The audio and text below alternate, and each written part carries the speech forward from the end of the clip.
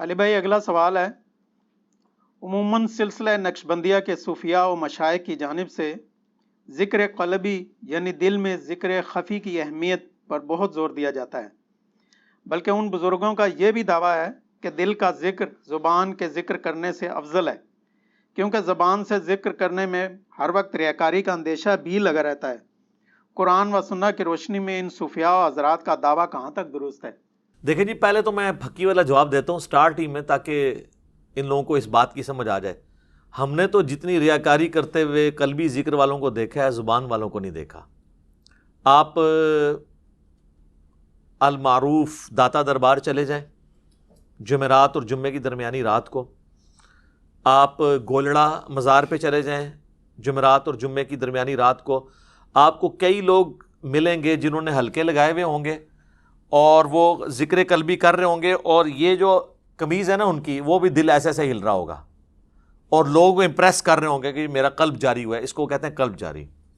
حالانکہ یہ totally fraud ہے، یہ سائنٹیفکلی پاسبل نہیں ہے کہ دل اس طریقے سے باہر ہلے۔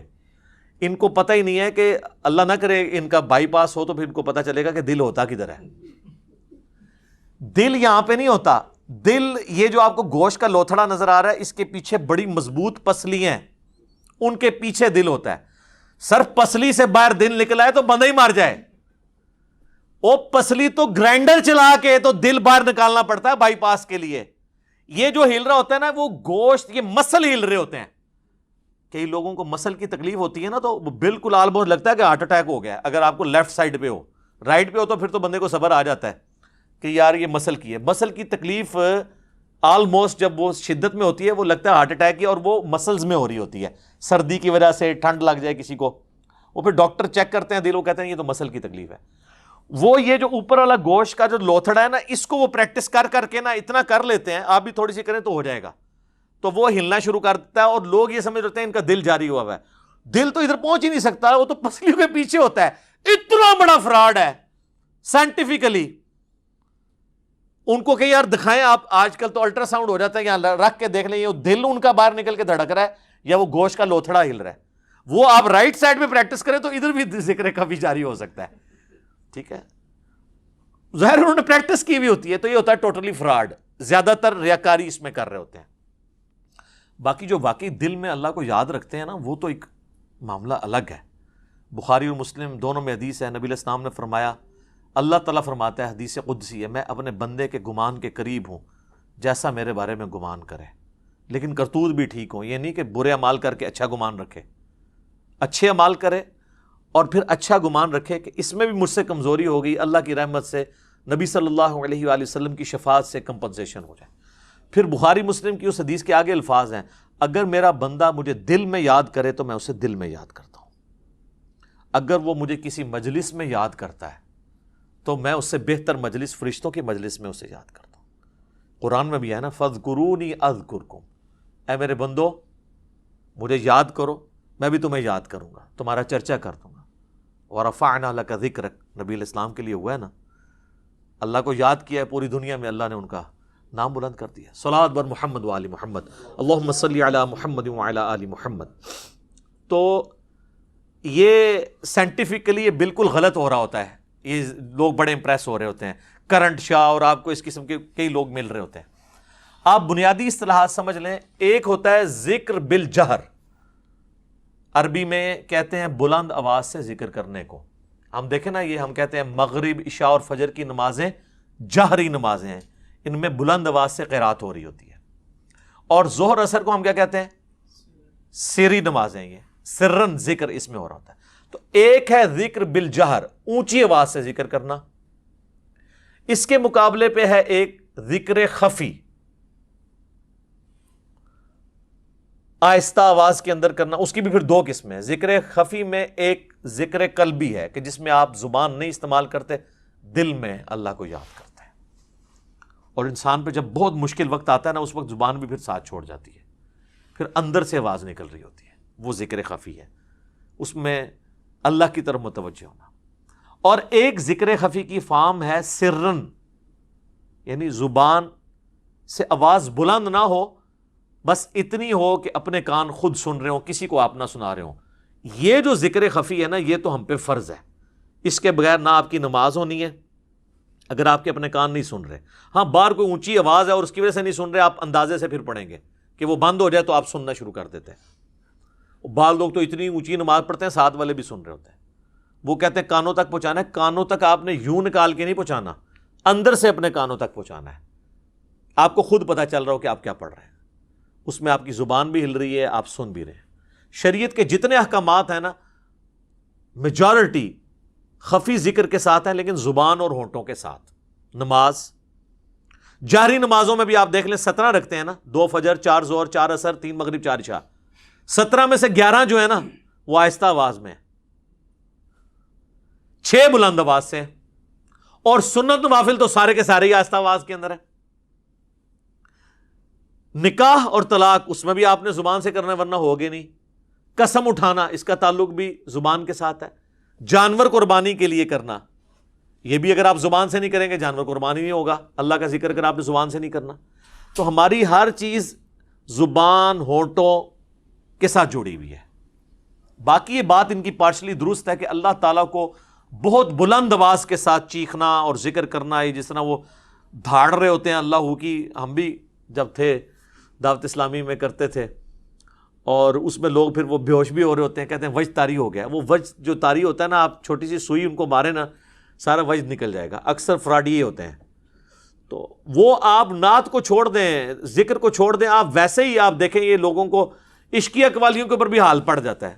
وہ پیورلی ایک سائنٹیفک فنامنا ہے ریزوننس کا، جب فریکوینسی مل جاتی ہے تو وہ لوگ ہو جاتے ہیں۔ اور گوروں کو بھی آتا ہے یہ نہیں ہے کہ وہ مطلب کوئی لوگ سمجھتے ہیں اس کو وجد آ جائے، کو اللہ کے حضور کو پہنچا ہوا ہے، ٹھیک ہے۔ پھر ہم پوچھتے ہیں صحابہ کرام کو کیا وجد آیا کرتے تھے؟ کہتے نہیں، انہیں ضبط بہت سی، ہر چیز کو ضبط بہت سی۔ تو ہی ضبط رکھا کرو، ریاکاری کر دو بے ہوش ہو کے، تھوڑے کوئی ضبط نہیں ہے، ریاکاری کر دو۔ اچھا، تو اللہ تعالیٰ کو بہت بلند آواز سے ذکر پسند نہیں ہے۔ اس کانٹیکسٹ میں سورۃ الاعراف کی جو بالکل آخر میں جا کے آیت آتی ہے نا، سورۃ الاعراف آیت نمبر ہے 205، اس میں اللہ تعالیٰ نے یہ ٹروتھ ریویل کیا ہے کہ اللہ تعالیٰ کو اس طرح کا ذکر پسند نہیں ہے جو بہت بلند آواز سے ہو۔ ہاں، سیکنڈ لاسٹ آیت ہے، وَاذْكُرْ رَبَّكَ فِي نَفْسِكَ، اور یاد کرو اپنے رب کو اپنے جی میں، تَضَرُّعًا وَخِيفَةً وَدُونَ الْجَهْرِ مِنَ الْقَوْلِ، عاجزی کے ساتھ اور پست آواز میں، بلند آواز کے ساتھ نہیں، بالغدو والآصال، صبح اور شام، ولا تکم من الغافلین، اور دیکھنا غافلین میں شمار نہ ہونا۔ یہاں ہے کہ اللہ کو یاد کرنا ہے بہت اونچی آواز سے نہیں، پست آواز سے، نرمی کے ساتھ، عاجزی کے ساتھ۔ اور دین کا مزاج یہی ہے۔ بخاری اور مسلم دونوں میں حدیث ہے، صحابہ اکرام کہتے ہیں ہم ایک سفر میں تھے، اور صحابہ اکرام میں سے کوئی بلند آواز سے سبحان اللہ، کوئی اللہ اکبر، کوئی لا الہ الا اللہ کا نعرہ لگا رہا تھا۔ تو آپ صلی اللہ علیہ وآلہ وسلم نے فرمایا کہ تم کسی بہرے اور غائب کو نہیں سنا رہے، تم اس کا ذکر کر رہے ہو جو تمہاری سواری کی گردن سے بھی زیادہ تمہارے قریب ہے، جیسا کہ اس کی شان کے لائق ہے۔ نحن اقرب الیہ من حبل الورید۔ پھر آپ نے فرمایا میں تمہیں جنت کے خزانوں میں سے خزانہ نہ دوں جو اللہ نے مجھے دیا ہے، وہ ہے لا حول ولا قوت الا باللہ، نہیں ہے ہمت نیکی کرنے کی اور نہ ہے طاقت گناہوں سے بچنے کی مگر اس کی توفیق سے۔ یہ اسم اعظم ہے لا حول ولا قوت الا باللہ، اور اس میں الفاظ ہیں کہ تم کسی بہرے اور غائب کو نہیں سنا رہے، اپنی آواز کو پست رکھو۔ نبی علیہ السلام نے پسند نہیں کیا کہ کوئی بہت زیادہ اونچی آواز میں کرے۔ اب مجھے بتائیں، یہ جو شبینے ہو رہے ہوتے ہیں رمضان میں، 4 نمازی پیچھے کھڑے ہوتے ہیں اور باہر سپیکر میں پورے محلے کا سکون برباد کرتے ہیں، یہ کون سی سنت میں عمل ہو رہا ہے؟ ایون امام مسجد جہری نمازوں میں بھی اپنی آواز اتنی بلند نہیں کرے گا کہ 10 صفوں تک آواز جا رہی ہے اگر اس کی 2 صفیں ہیں۔ وہ جامع ترمذی میں ایک بڑی مشہور حدیث ہے، جو واقعہ بھی ایک مشہور ہے، وہ صحیح حدیث ہے جامع ترمذی میں۔ تہجد کی نماز کے وقت نبی علیہ السلام حضرت ابوبکر کے پاس سے گزرے تو وہ آہستہ آواز کے اندر قرات کر رہے تھے، حضرت عمر کے پاس سے گزرے، وہ بہت اونچی آواز میں کر رہے تھے۔ تو نبی علیہ السلام نے بعد میں ان سے پوچھا، حضرت ابوبکر نے کہا یا رسول اللہ میں آہستہ اس لیے کر رہا ہوں کہ جس کو میں سنانا چاہ رہا ہوں نا وہ میرے قریب ہے، وہ تو پست پست آواز کو بھی سنتا ہے، لیکن زبان سے ذکر یہاں پہ بھی تھا، میرا دل میں نہیں تھا۔ یہ میں بتانا چاہ رہا ہوں، یہ ایک تمہید ہے اس رزلٹ کی طرف کہ زبان اور ہونٹوں سے ذکر کرنا جی میں ذکر کرنے سے افضل ہے۔ نقشبند کے صوفیاء کا یہ موقف غلط ہے۔ باقی وہ پلی لیتے ہیں اگر ریاکاری کی، تو سر آپ کی جتنی فرض نمازیں ہیں وہ ساری بھی ریاکاری میں آ جائیں گی، سب سے بڑی داڑھی یہ ریاکاری میں آ جائے گی۔ ظاہری اعمال ہے نا، ریاکاری بندے اور اللہ کا معاملہ ہے، کسی پہ آپ نے فتویٰ نہیں لگانا کہ وہ اونچی آواز سے ذکر کر رہا ہے یا اس نے تسبیح پکڑی ہوئی ہے یا کاؤنٹر پکڑا ہے تو ریاکار ہے۔ اپنی پلی نبھاؤ، کسی ہوتے کو فتویٰ لاندے ہو۔ تو بعد میں نبی علیہ السلام نے حضرت ابوبکر عمر کو بلایا تو حضرت ابوبکر نے کہا کہ یا رسول اللہ میں تو جس کو سنا رہا ہوں تو سنتا ہے، میں آہستہ اس لیے۔ حضرت عمر سے کہا تم کیوں اونچا پڑھ رہے ہو؟ ان کا کہ میں چاہتا ہوں کہ میں شیطان کو بھگاؤں اور غافلین کو میں متنبہ کروں۔ تو پھر آپ علیہ السلام فرمایا عمر تم اپنی آواز تھوڑی پست کر لو، ابوبکر تم اپنی آواز تھوڑی سی اونچی کر لو، یعنی ماڈریٹ۔ اس میں بھی ایک ترغیب ہے کہ نبی علیہ السلام نے زبان کے ذکر کو پسند فرمایا۔ اس کو سپورٹی وہ حدیث ہے جامع ترمذی کی جو ہم نے اپنے اذکار کارڈ پہ بھی لکھی ہوئی ہے۔ ایک صحابی حاضر ہوئے، کہا یا رسول اللہ شریعت کے تو اتنے اعمال ہیں کہ میں تو عاجز آ گیا ہوں، کیا کروں کیا نہ کروں، مجھے کوئی ایک نصیحت ایسی کریں میں لازم پکڑ لوں۔ تو آپ نے فرمایا تیری زبان ہر وقت اللہ کے ذکر سے تر رہے۔ یہ بھی ثبوت ہے کہ زبان کا ذکر دل کے ذکر سے افضل ہے۔ کہیں پہ نہیں ہے کہ نبی علیہ السلام نے یہ فرمایا ہو کہ تم زبان سے بھی ذکر چھوڑ دو، زبان تر رہے۔ اس کو سپورٹی وہ حدیث ہے جو بخاری میں تعلیقاً امام بخاری نے لی ہے ایک چیپٹر کی ہیڈنگ میں، اور سنن ابن ماجہ میں پوری سند ہے کہ نبی صلی اللہ علیہ وآلہ وسلم نے فرمایا کہ اللہ فرماتا ہے، حدیث قدسی ہے، میں اپنے بندے کے ساتھ ہوتا ہوں جب وہ میرا ذکر اپنی زبان سے کرتا ہے اور اس کے ہونٹ ہل رہے ہوتے ہیں، اس وقت میں اپنے بندے کے ساتھ ہوتا ہوں۔ یہ لاجیکل ہے، جب آپ زبان سے ذکر کرتے ہیں آپ کی زبان بھی ذکر میں، آپ کے ہونٹ بھی ذکر میں، آپ کا دل بھی ذکر میں، سارے اعضاء اللہ کے لیے ہو جاتے ہیں، اور اس میں کنسنٹریشن بھی زیادہ ہے۔ اس لیے دیکھیں ہماری جو فرض جتنی بھی چیزیں ہیں، نمازیں ہیں، وہ زبان کے ساتھ ہیں۔ یہ اللہ تعالیٰ نے ایک اہمیت کو اجاگر کیا ہے اس حوالے سے۔ باقی یہ میں نے آپ کو بتایا کہ ذکر تو آپ جتنا بھی کریں وہ کم ہے، ریاکاری دل کے ذکر میں بھی آ سکتی ہے، زبان کے ذکر میں بھی۔ یہ جو ایسے یہ کرنٹ والے جو کام کر رہے ہیں اور پھر ویڈیو چڑھا رہے ہیں، کس کے لیے؟ اور یہ آپ دیکھیں کئی لوگ ہیں، یعنی وہ نماز پڑھ رہے ہیں اور سامنے 3 4 کیمرہ مین کھڑے ہیں، ان کی اوریجنل نماز، ایک تو ہے نا کوئی پریکٹیکل کسی کو سکھا رہا ہے وہ تو اللہ کا معاملہ، اوریجنل نماز کی بھی ویڈیوز وہ چڑھا رہے ہیں۔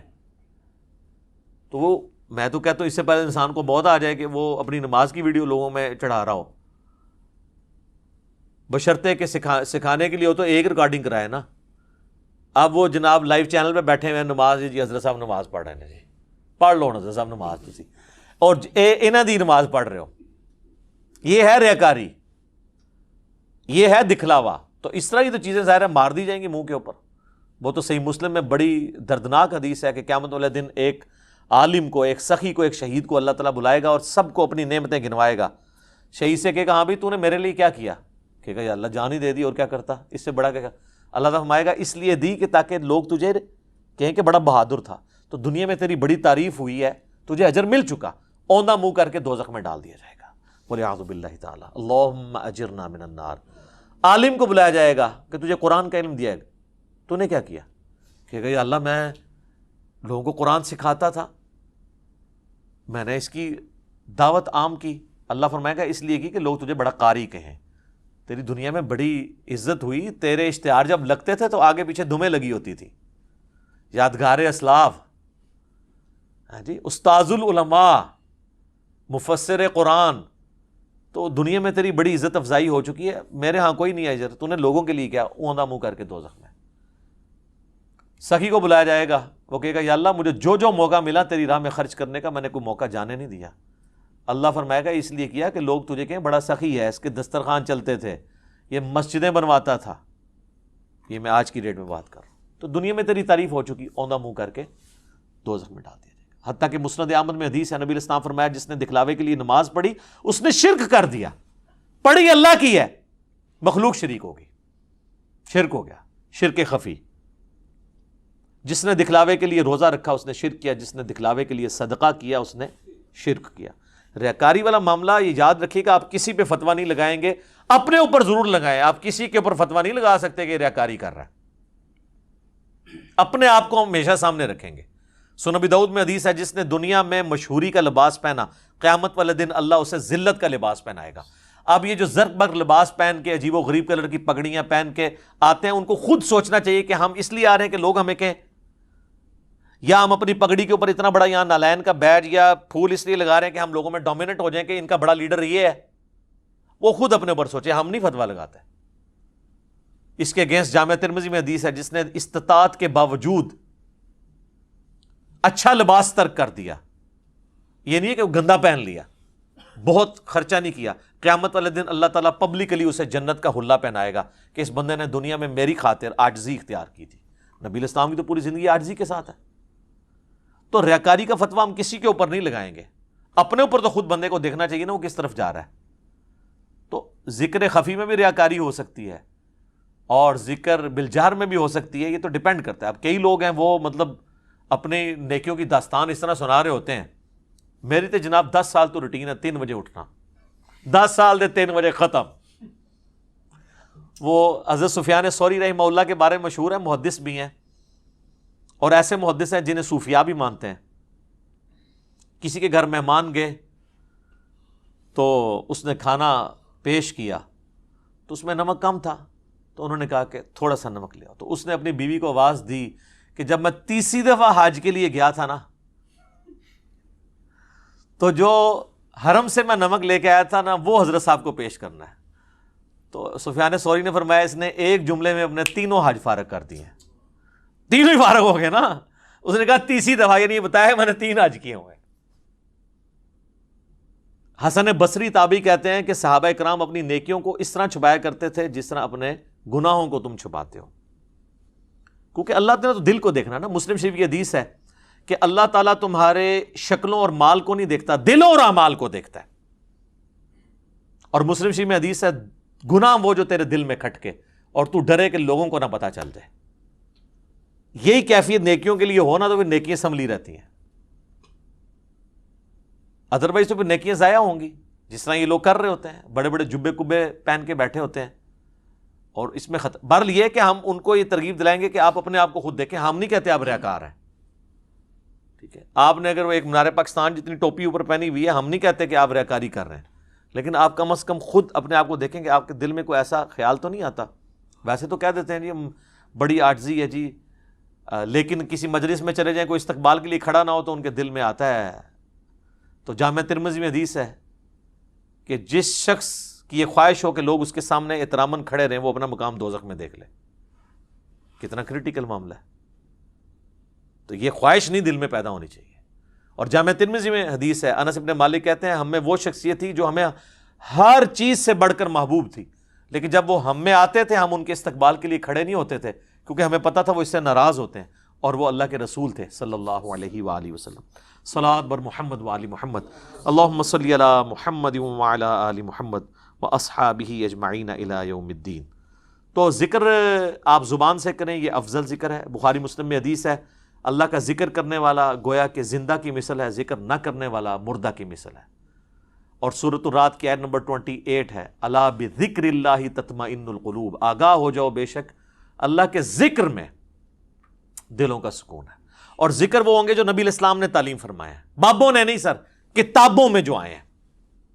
یہ صوفیاء بڑے دعوے کہتے ہیں ہم نبی الاسلام تک پہنچے. میں نے کتنے عرصے سے چیلنج کیا ہے, دنیا کا کوئی ایک صوفی مجھے فرض نماز کے بعد کے 17 اذکار تجوید اور ترجمے کے ساتھ سنا دے, اور صبح شام کے 25 کے قریب اذکار سنا دے. اس سے بڑا چیلنج ہے دیکھ کر نہ ایک دفعہ بغیر اٹکے ہوئے پڑھ کے سنا دے. وہ اٹکے گا اسی لیے کہ اس میں الفاظ ہی بڑے بڑے مشکل ہیں جو روٹین. یہ تو اپنے بزرگوں کے پڑھ رہے ہوتے ہیں. ہاں چند ایک سنت بھی ہوتے ہیں, تسبیحات فاطمہ پڑھ لی, آیت الکرسی پڑھ لی, باقی تو ان کو پتہ ہی نہیں ہے کہ اذکار کیا ہیں. اس لیے ہم نے آخرت کے بلو اور گرین کارڈ جمع کر دیے. آخرت کا گرین کارڈ ہے فرض نماز کے بعد کے اذکار, اور آخرت کا بلو کارڈ ہے صبح شام کے اذکار. جس طرح کہ دنیا میں گرین کارڈ امریکہ کی نیشنلٹی ہے اور یو کے کا ورک پرمٹ بلو کارڈ ہے. آخرت کے بلو اور گرین کارڈ آپ ڈاؤن لوڈ کریں ہماری ویب سائٹ کے اوپر جا کے اہلسنتپاک.com سے, اور ان اذکار کو پریکٹس کریں. ٹھیک ہوگا جی. ٹھیک ہو گیا جناب. اللہ تعالیٰ سے دعا جو حق بات میں نے کہی اللہ تعالیٰ ہمارے دلوں میں راسخ فرمائے. اگر جس بات میں میرے منہ سے کوئی غلط بات نکل گئی تو اللہ تعالیٰ محو کر دے. سبحانک اللہم و بحمدک اشہد ان لا الہ الا انت استغفرک و اتوب الیک وما علینا الا البلاغ المبین. جزاکم اللہ خیرا.